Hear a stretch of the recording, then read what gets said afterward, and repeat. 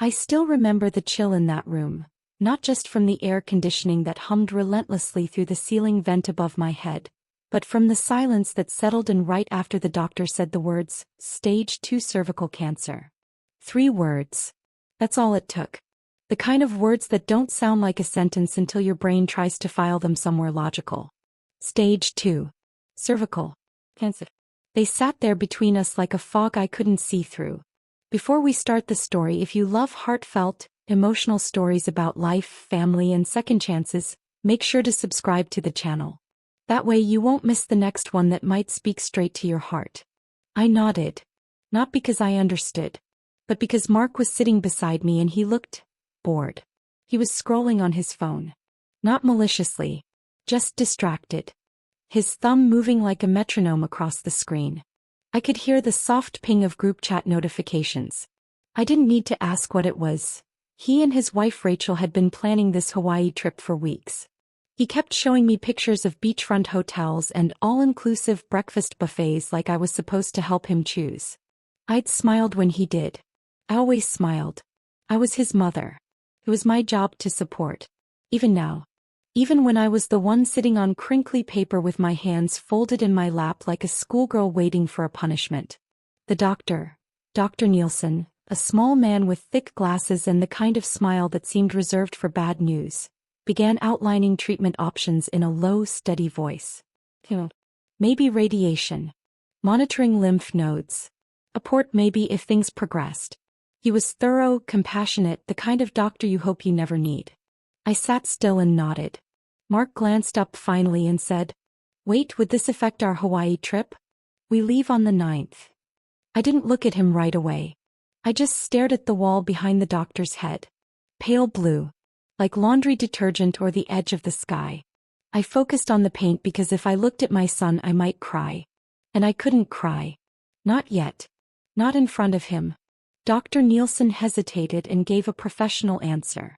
Something vague about scheduling around major plans and prioritizing the patient's well-being. But Mark just nodded and returned to his screen. That was his answer. So I gave mine. I looked at the doctor, smiled. A fake one, the kind you learn to perfect after raising children who think your silence is strength, and said, "It's okay. We'll start after they leave. I don't want to interfere. As if a tumor in my pelvis was a bad dinner guest.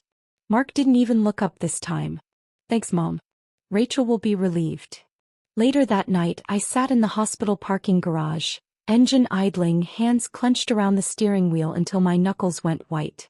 I didn't cry. I didn't scream. I just stared at the empty seat beside me. He had offered to drive me. I told him no. Told him I was fine. Always fine. My favorite lie. When I finally walked into the house, everything was where I left it. A plate in the sink. The scent of lemon cleaner I used earlier. The dent in the couch cushion where I sat every evening to knit. My body felt heavier than it should.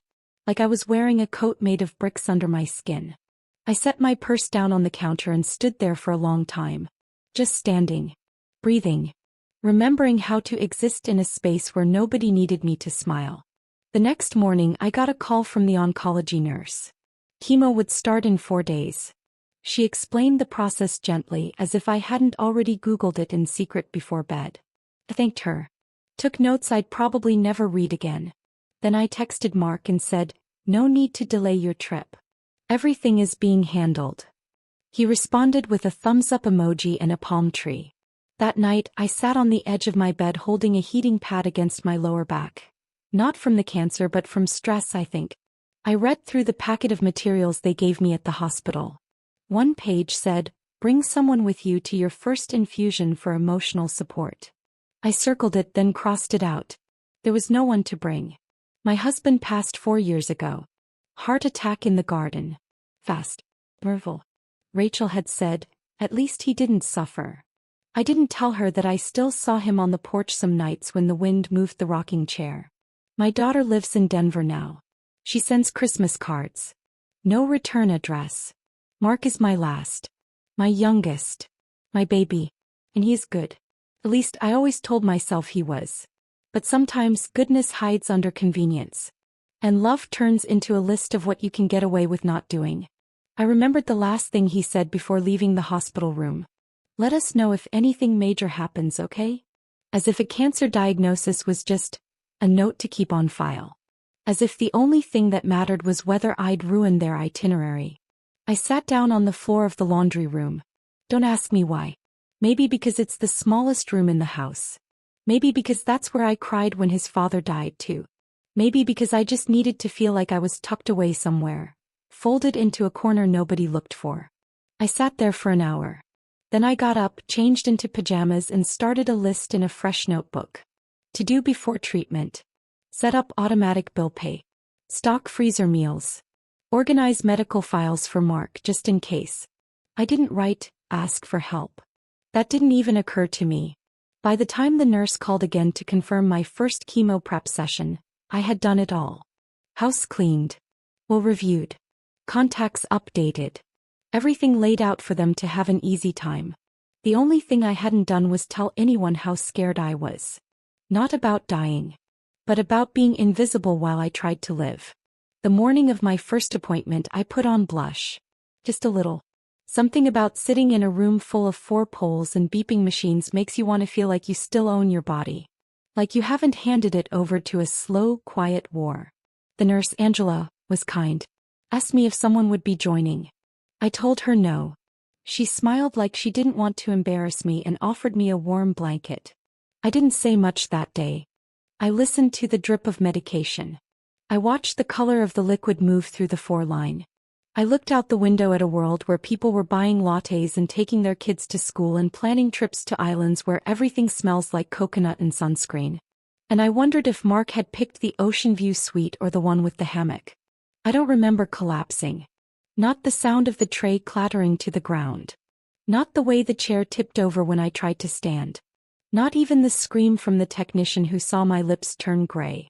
What I do remember is this strange kind of floating.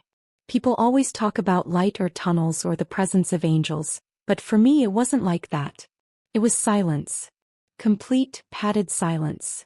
Like the whole world had been wrapped in cotton and set just far enough away that I could only feel its outline. Later the nurse said I flatlined for 13 seconds. That's what they wrote in the chart.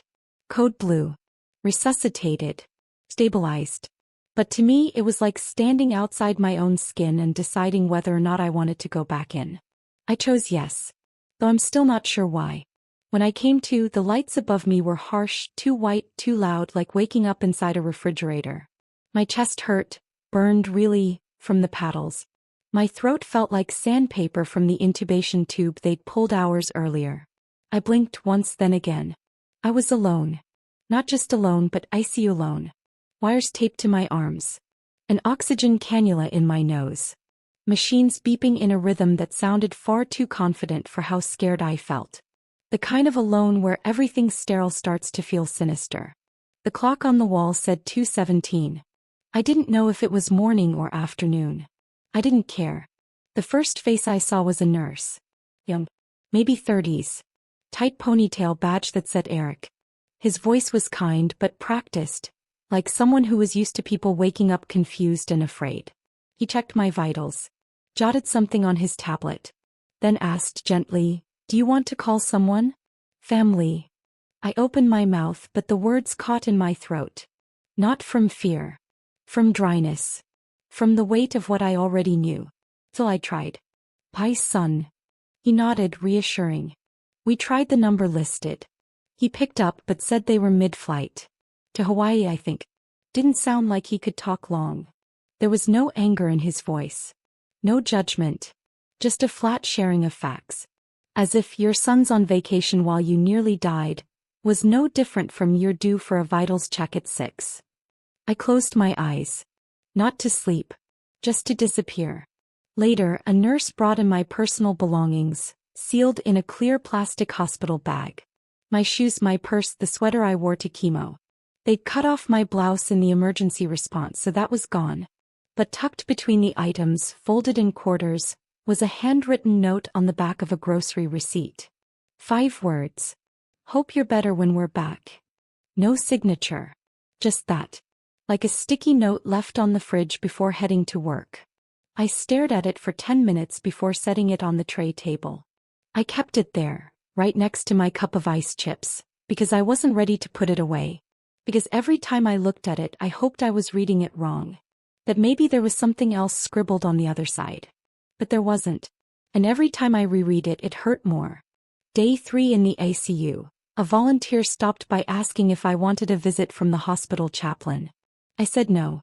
Not because I didn't believe in prayer, but because I'd prayed already, and I knew God had nothing to do with why I was alone.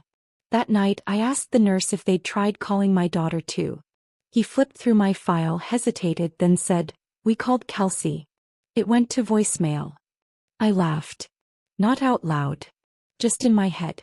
A sharp, bitter chuckle no one else could hear. My daughter hadn't answered my calls in 6 months.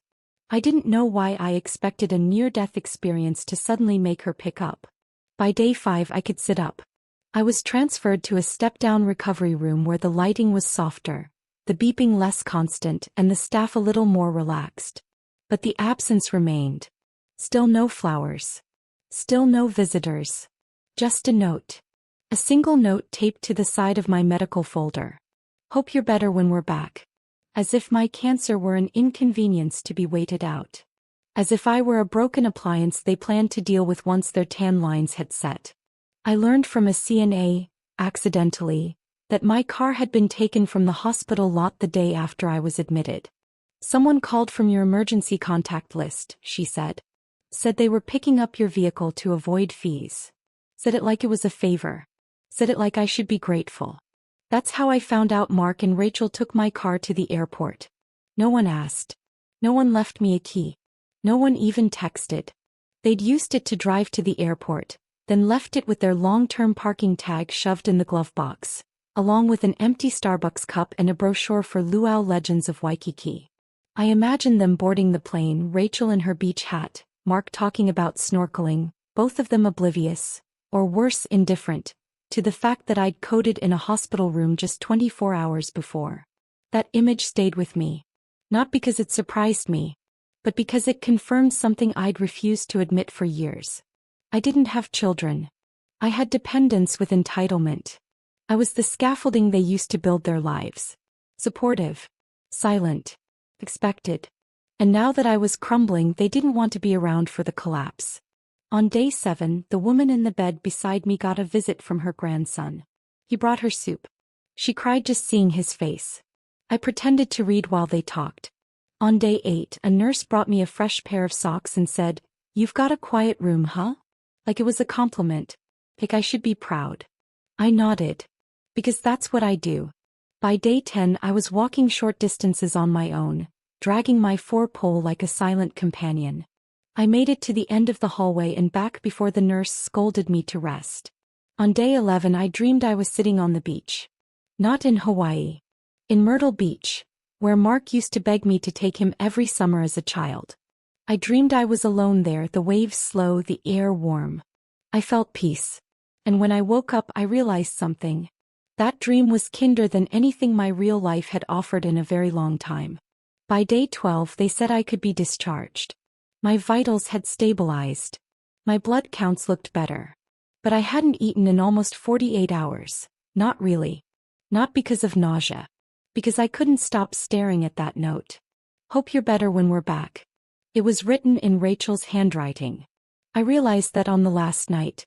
The swoop of the Y in they was hers. Always too loopy. Too performative. That made it worse. Because it meant Mark didn't even care enough to write his own goodbye. I didn't ask the hospital for a ride. I didn't call a friend. I didn't want anyone to see me like that. That I called a cab. Paid in cash. The driver didn't talk much and I was grateful for it. When we pulled up to my house I felt it before I saw it. The shift. The wrongness. Blinds open that I always kept shut. Lights on, timers blinking at the wrong hour. Mail stacked in the wrong corner of the porch. Someone had been there. And not for me. The driver barely looked at me as he dropped me at the curb. One beat-up suitcase.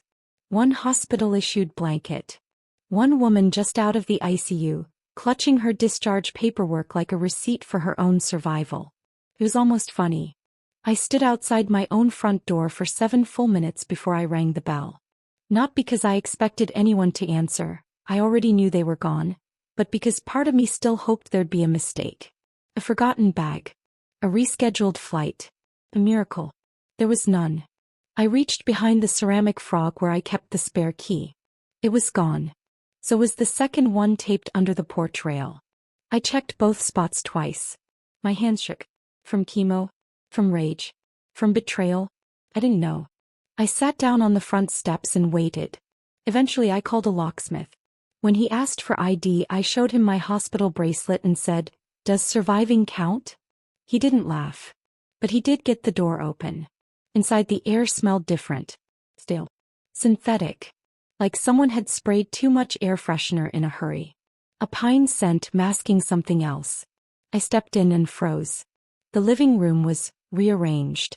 My recliner, the one I used after chemo, was missing. The blanket Frank gave me our last Christmas? Gone. My framed photos had been moved, some boxed and pushed to the corner like they didn't match the decor anymore. The mail on the dining table was stacked too neatly. There were papers beside it. Typed forms, manila folders, a brochure. I reached for the top one. Sunrise View, Holistic Senior Living. The rest of the words blurred, but the headline stuck. I'd never even heard of it. I sat down slowly and flipped through the stack. There it was, buried on page 2 of the paperwork. My name listed as incoming resident, with a tentative move-in date. A deposit receipt. My hand tightened. I found the next folder. Bank forms. Transfers. They'd been into my accounts. An old power of attorney form from 3 years ago. The one I signed before my gallbladder surgery when Mark insisted it was just for insurance stuff. Apparently, it had aged into something far more useful to them. I leaned back in my chair. My chair. The only thing that hadn't been moved. And I let the realization settle in. They thought I was done. They hadn't just gone on vacation. They'd gone on vacation while making plans to erase me. They used the time I was fighting to live, to prepare for a life without me in it. There was a sticky note taped to the fridge. Left your favorite soup in the freezer. Be back in 12 days. Arnhem red heart. A smiley face at the bottom. No mention of the ICU. No mention of the chemo. Just soup. I didn't cry. I didn't scream. I walked into the guest room. It was half-packed. My belongings were folded and labeled. Donate. Keep for storage. Check with mom if she's out.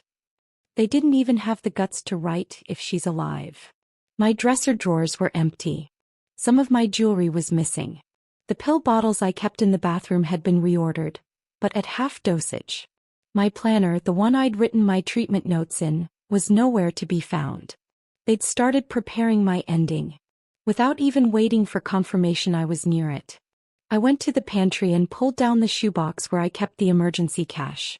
It was still there, thank God, and so was the old red notebook where I logged every password I'd ever created since 2002. Mark didn't know about either. I flipped to the banking page. Sat down with my laptop. Opened my account. Password still worked. I scrolled. The deposit to Sunrise View? $3,500. Transferred from my savings. Labeled, Elder Care Transition. I stared at it for a long time. Then I went to work. I changed the passwords. I removed their access. I flagged the account. I called the bank and told them I was recently hospitalized and concerned about identity theft. They froze any outgoing wire transfers. No questions asked. Then I opened a secret account at a second bank. One they wouldn't think to check. Transferred what I could. Set alerts. Secured it all. When I finished, it was almost 2 a.m. I sat on the edge of my stripped-down bed, heart pounding. And I whispered out loud for no one but me. I'm not dead yet. That night, I slept with the red notebook under my pillow and the shoebox wedged in the closet. The next morning, I opened the file drawer in the hallway and pulled out my birth certificate, social security card, and the deed to the house. I didn't know where I was going yet, but I was going. They thought this was the end. But it was just the beginning. Of something they would never see coming. The first call I made was to a man named Luis Ramirez, a quiet attorney in town who'd helped Frank and me with our wills years ago. I hadn't spoken to him in almost a decade, But I still remembered the way he handed me tissues during that first meeting, like he expected I'd need them before I even started crying. His voice hadn't changed. Still calm. Still kind. Still efficient in the way people are when they deal in death all day. "Margaret," he asked. "Is everything all right?" "No," I said. "But I'm getting there." By the next morning I was sitting in his office in a plain gray sweater, no makeup, hair still thin from chemo. I didn't look powerful. But I'd never felt more certain. If you're feeling this story so far, go ahead and tap the like button. It really helps more people find these stories and join our little community here. He listened as I told him everything. About the power of attorney, the Sunrise View brochure, the bank activity, and the note beside my ICU bed that had the nerve to use a smiley face. He didn't interrupt. Just nodded. Took notes. Occasionally raised an eyebrow in that lawyer way that says, "Oh, they're going to regret this." "The document they used," I said. "I never knew it gave them full access." Lewis pulled it up from the digital records. He frowned. "It was broad," he said, "but not limitless. They misused it. They gambled you wouldn't fight back." "They were right," I said, "until now." Within 48 hours the old power of attorney was revoked.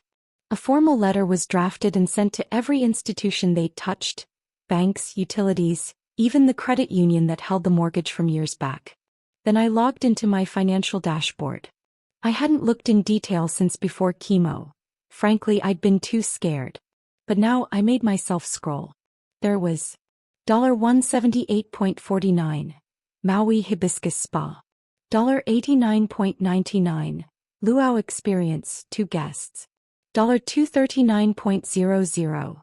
Oceanfront Dining Lilani's. $120.00. Maui Villas Beach Resort, 5 nights. All charged to my card. The same card I used to buy my anti-nausea medication after chemo.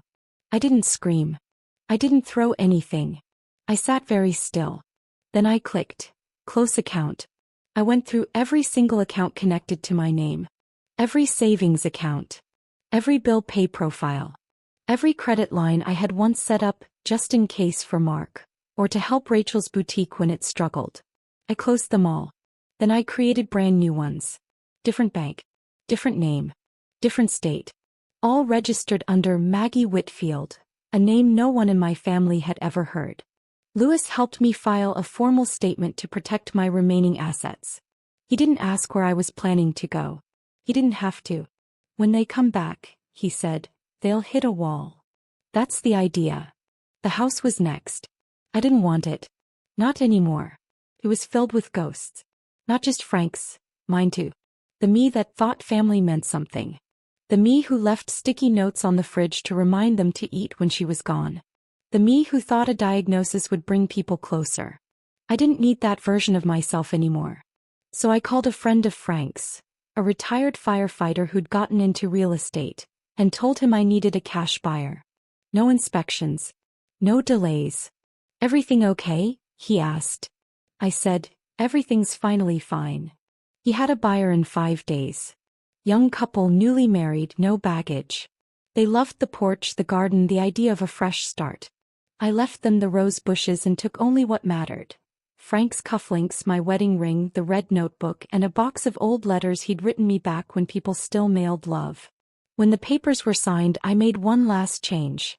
I walked into the DMV and had my driver's license updated. New address. New name. Maggie Whitfield. They took my picture and I smiled, real wide, maybe even a little defiant.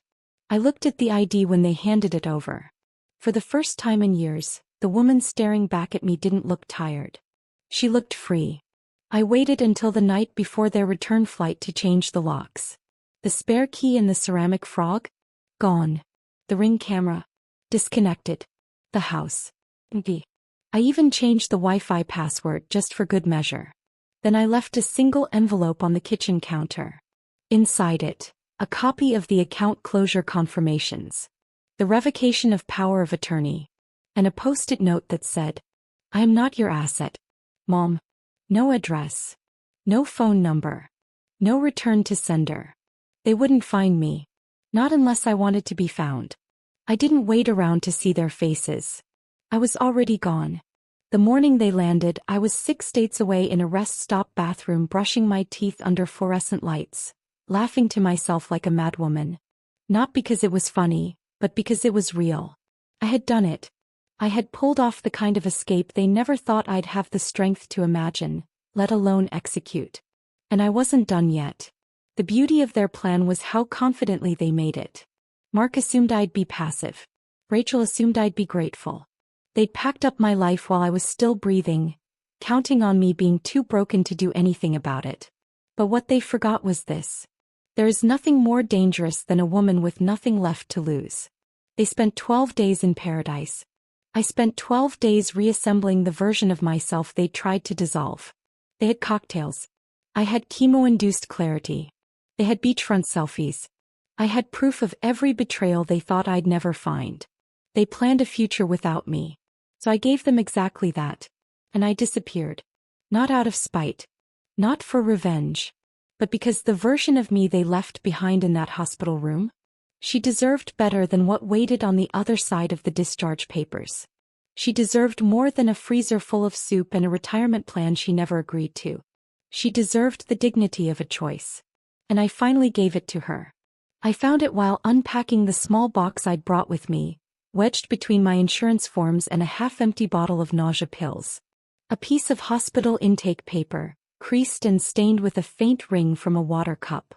My handwriting was shaky but unmistakable. Read. If I don't make it, tell them I love them anyway. I stared at it for a long time. I remembered writing it, barely. I'd been drifting in and out of lucidity that day, tethered to machines and IVs, lightheaded and alone. A nurse had asked if I had anyone I wanted them to notify if things went downhill. I'd smiled, trying to be brave, and asked for a pen. At the time it wasn't just a note. It was everything I had left to give.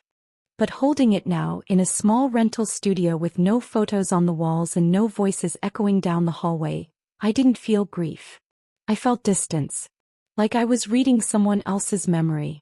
I didn't throw it away. I folded it carefully like you might fold an old letter from someone who no longer exists, and tucked it into the red notebook. Not as a keepsake. As a reminder. Not of love. Of survival. Mark and Rachel came back 2 days after the house sold. I know because Lewis received a furious email from their lawyer, demanding to know how I could legally disappear like that. Lewis replied with a single line. She didn't disappear. She moved on. They tried calling, of course. First my old number. Disconnected. Then friends. Then neighbors. I had left no forwarding address. No clues. Just a closed chapter. Rachel left me 7 voicemails within the first hour. They started off polite, then indignant, then teary. We're back. Where are you? Mom, the locks, they've been changed? You can't just leave like this. We were counting on you. You need to explain what's happening. You're not well. Mark's trying not to freak out. But this is insane. I listened to exactly one of them, half of one really, then deleted the rest. I don't know what I expected to hear. Maybe panic. Maybe guilt. But it wasn't guilt. It was inconvenience. As if my vanishing had ruined their itinerary more than my cancer ever interrupted theirs. I waited one more day. Not because I was unsure, but because I wanted to speak when the silence felt full. When it was clear I wasn't acting from anger but from something deeper. I sat down in my small kitchen with a chipped mug of chamomile and recorded a voice message.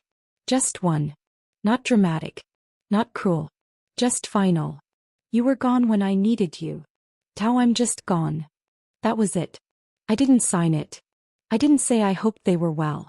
I hit send. Then turned off the phone and dropped it into the ocean the next morning while watching the tide pull it under like it had always belonged there. It was the most peaceful I'd felt in years. Here's what no one tells you about walking away. It doesn't always come with fireworks. Sometimes it's as quiet as a door closing. I didn't feel vindicated. I didn't feel triumphant. I felt clean. Like I'd been covered in invisible soot for years and hadn't even realized it until I'd scrubbed it off. They say we're supposed to forgive people for ourselves. Not for them. But I didn't forgive them. Not exactly. I just stopped carrying the weight of their disappointment like it was mine to fix. And I remembered the Margaret who wrote that note in the ICU. Terrified. Alone. Still soft enough to say, "Tell them I love them anyway." She deserved a life that didn't beg. She deserved peace that didn't depend on permission. She deserved to be heard, but she didn't owe anyone an encore. Sometimes I wonder if they kept the house key. If they stood in front of the door with their suitcases, tried it one last time before realizing the lock no longer recognized them. If they walked through the empty house and saw that it was truly, completely vacant. No coffee cup on the counter. No purse by the door. No scent of lavender and peppermint that always hung in the air after I cleaned. Just silence. And the faint outline of where my recliner used to be. Maybe they thought I'd left in a fit of hysteria. Or that I'd come crawling back once the money ran out. But what they never understood was that I didn't run. I rose. I'm not hiding. I'm not bitter. I'm not waiting for them to call with the apology that never comes. I'm living. A woman in her 60s with a scar where her uterus used to be, a tiny apartment and a second chance she made herself. And a note I carry folded in my wallet, creased and faded but still legible. If I don't make it, tell them I love them anyway. I read it sometimes, not because I still mean it, but because I survived the version of me that did. The town was quiet. One of those places that didn't need a map or a welcome sign to feel like safety. It had a single main street lined with faded storefronts and crooked benches. The coffee shop brewed everything too strong and the local diner still took cash only. I rented a room above the bookstore from a widow named Joyce who spoke more to her cat than she did to people. She liked that I didn't ask questions. The first few weeks I barely spoke at all. I'd walk through town with a canvas tote and a baseball cap pulled low, buying peaches from roadside stands and learning the bus schedule. I took a part-time job unpacking used books and stamping return slips. I told Joyce my name was Mags. She never asked for more. There was a community center just down the road. Nothing fancy, just an old church hall converted into something gentler. They ran after-school programs and knitting circles, and on Fridays, they played old movies for the seniors who still remembered the names of silent film stars. I started volunteering. Quiet tasks, folding brochures, rearranging chairs, stirring soup. I liked the stillness of it. The way people looked you in the eye without demanding your history. That's where I met Mia. 15.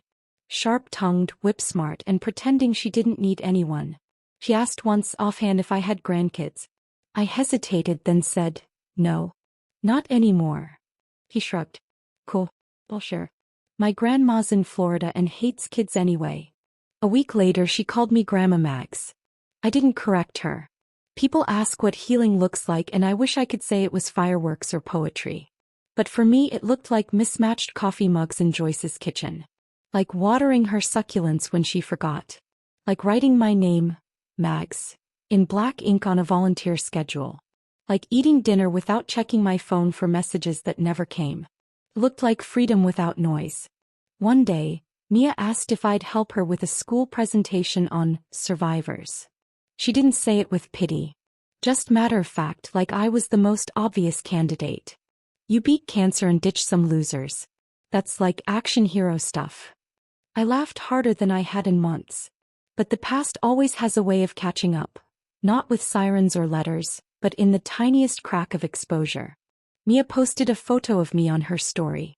It was harmless. I was holding a tray of cupcakes at the community fundraiser, squinting into the sun, grinning in spite of myself. The caption read, "Cupcake Queen Mag's Party Popper Crown." I wouldn't have thought anything of it, until the woman who ran the knitting club pulled me aside the next morning and whispered, "Someone came into the center asking for you." My stomach turned. "He said he was your son." I didn't go home that night. I stayed at the bookstore, curled up on a pile of shipping blankets with a thermos of tea and a copy of a battered novel I couldn't bring myself to finish. Joyce found me in the morning. "He's still here," she said. "Sitting in the parking lot. Hasn't moved much." I nodded. "Figures. You want me to call someone?" "No," I said, standing up slowly. "He already found what he came for." I saw Mark through the front window of the bookstore.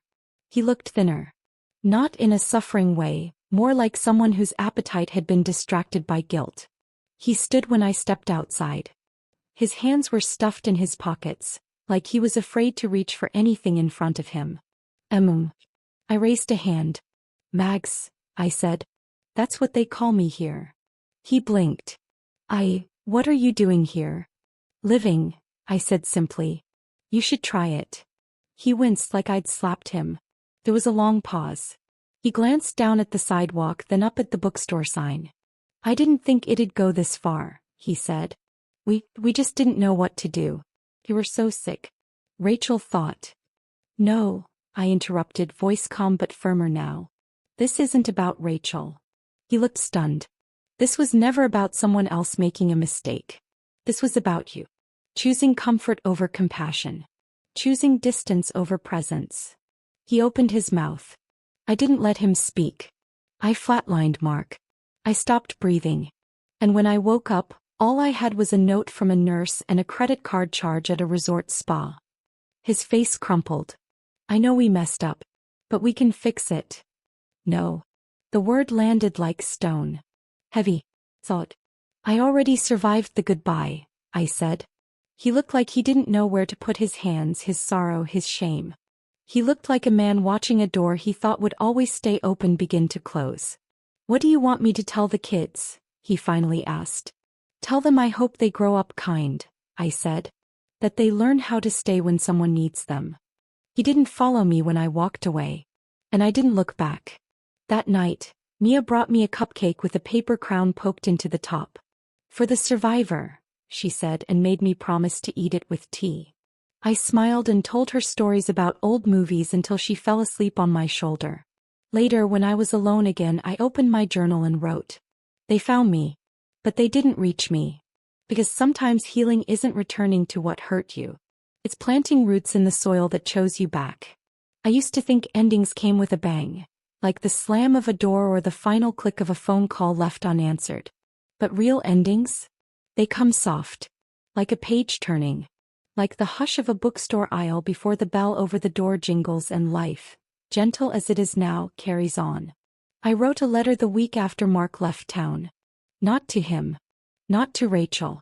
Not even to the grandchildren whose names I still knew by heart. I wrote it to myself. It started like this. Dear Margaret. Thank you for not dying to make them feel better. I didn't write it for closure. I wrote it for clarity. To mark the day I stopped apologizing for surviving. It wasn't revenge. I hadn't burned their photographs or cursed their names. I just stopped making room in my soul for people who had emptied it. And that, I realized, was the real rebirth. I still keep one photo tucked in the back of an old hardcover. Me sitting on the porch of the old house, sun in my eyes, Mark blurry in the background. Not to mourn what's gone. But to remember the version of me who tolerated the silence. She deserved better. And now I give it to her. Joyce and I turn the spare room into a reading nook. Mia comes by every Tuesday to study, which means we make cinnamon toast and argue over poetry. She tells her friends I'm her grandmother. I don't correct her. But sometimes when she's being extra teenaged, I smile and say, you know I wasn't born Grandma Mags, right? She rolls her eyes. Yeah. You were just Margaret. Still am, I say. And that's what matters. The other day we were walking through the used bookstore on Main. The same one I once unpacked boxes in with shaking hands and an alias. Now I walk tall. A little slower, yes. But not from weakness. From savoring. We passed a row of biographies and Mia pointed to one. Bet your life could fill a book. I smiled. No, I said. Just a better ending. She looked at me puzzled. I don't get it. I laughed gently. Someday you will. This isn't a story about cancer. Or even about betrayal. It's a story about choosing yourself so fiercely that even the silence becomes sacred. About walking away not out of spite, but out of knowing your worth being walked toward. It's about redefining family. Not by blood, but by those who meet you in the ICU and the bookstore. I am not mom anymore. Not burden. Not the blank line on a next of kin form. I am Margaret. Just Margaret. And from now on I decide who gets access. Fade to black. Cue silence. Not emptiness, just peace. A final breath that no longer waits for permission to be taken. A better ending. As I finally wrote it myself. Now it's your turn. Share your thoughts in the comments below. What's one lesson from this story you'll carry with you? I read every single one, and your stories matter here.